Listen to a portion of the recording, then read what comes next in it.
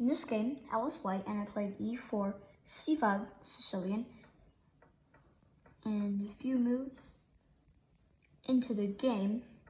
And I want to get to a point right here, b3, a blunder, and the answers of a blunder himself. Now, why are these two both blunders?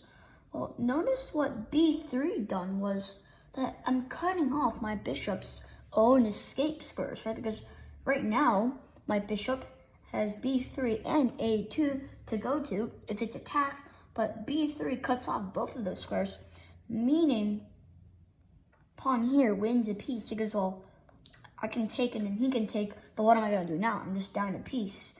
So, good thing he missed that. So, b3 blunder, knight g6, another blunder, castles, knight takes, queen takes, knight here,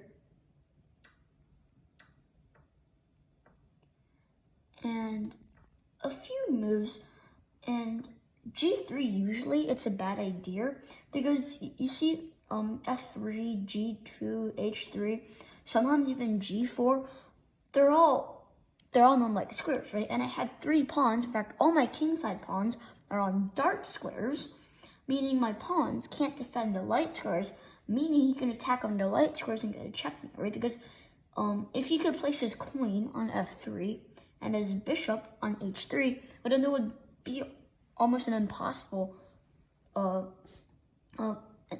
unstoppable checkmate on g2.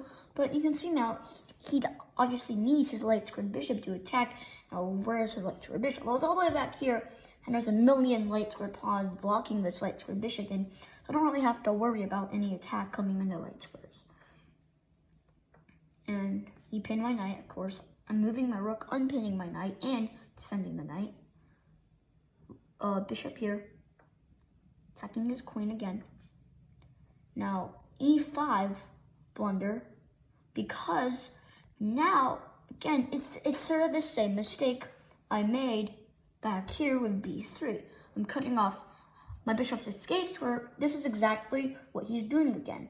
Because right now, his bishop has e5 and f6 to move if it's attacked, but if he moves to pawn e5, well, now I see that if I could just get my pawn to c3 or attack this bishop on d4 with my pawn, I'll be able to win that piece, right? So, knight here, clearing out c3 from my pawns, queen here, bishop here.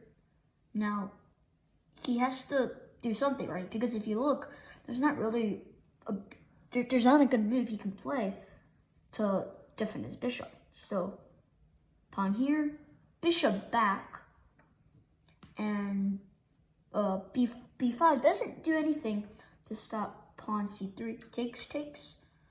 Now, I'm not taking the bishop yet because I'm going to take the pawn first, because that bishop is not going anywhere. It still can't go anywhere, so it's still trapped. So I might as well take the pawn first.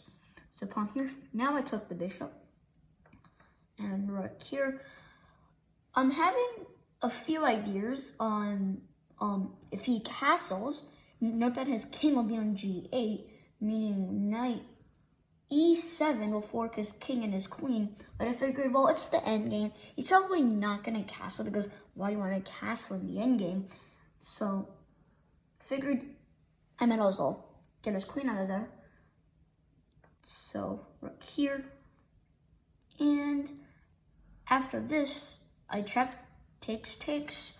He played king f7. He probably missed the bishop move, rook c8. That way he's blocking off my rook. But then I can just keep putting pressure on the pinned piece. There's all sorts of good ideas. But after king f7, took the rook. He took the pawn, which doesn't really do anything, because now I have queen h5, resulting in queen h7. And he just resigned here because the only move he has is king e6. Then that'll be answer of the checkmate, queen to e7.